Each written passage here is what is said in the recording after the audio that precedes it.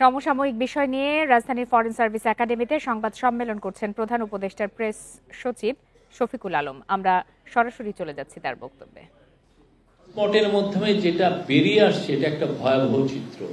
আমাদের চোখের সামনে, পুরো বাংলাদেশের মানুষের চোখের সামনে দিয়ে একটা লুটপাট চলেছে, একটা লুটপাট তন্ত্র জারি হয়েছে এবং আনফরচুনেটলি আমাদের অনেকে এটার বৈধতাও দিয়েছেন।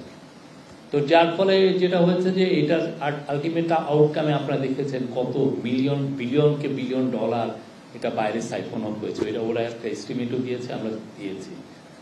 তো প্রফেসর ইউনুস এটা যখন এটার উপরে বলতে গিয়ে বললেন যে মানে এটা শুনে আমরা আতঙ্কিত, কি ভয়াবহ একটা, মানে আমাদের রক্ত হিম করার মতো অবস্থা। কেননা এটা মানে বাংলাদেশের ট্যাক্স পেয়ারের মানে, বাংলাদেশের অনেক মানুষ গরিব মানুষের টাকা এনারা লুটপাট করেছেন। খুব যে বেশি লোক তা না, এটা পলিটিশিয়ান ছিলেন, ব্যুরোক্র্যাট ছিলেন, অলিগার কিছু বিজনেসম্যান ছিলেন, এদের যে যোগ সাজসে এই করাটা করা হয়েছে। এবং অবশ্যই আপনারা জানেন এটার বৈধতা আমাদের মধ্যে অনেক সাংবাদিকরা এটার বৈধতাও দিয়েছিলেন। তো এটার উপরে স্যার বললেন যে এটা এইটা লুটপাটের এমনই চিত্র, এই চিত্রটা আসলে আমাদের টেক্সট বুকে আসা উচিত।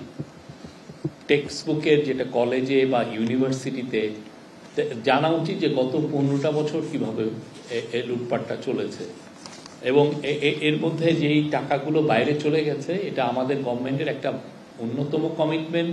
এই টাকা যেভাবে হোক আমরা এটা ফেরত আনার চেষ্টা করব এবং সেই অনুযায়ী এই 10 তারিখের থেকে 10ই ডিসেম্বরের থেকেই আপনি দেখবেন যে আমরা অনেকগুলো কাজ শুরু হয়ে যাচ্ছে।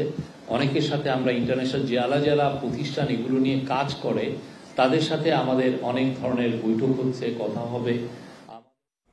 আমরা এতক্ষণ সরাসরি ছিলাম প্রধান উপদেষ্টার প্রেস সচিবের বক্তব্যে।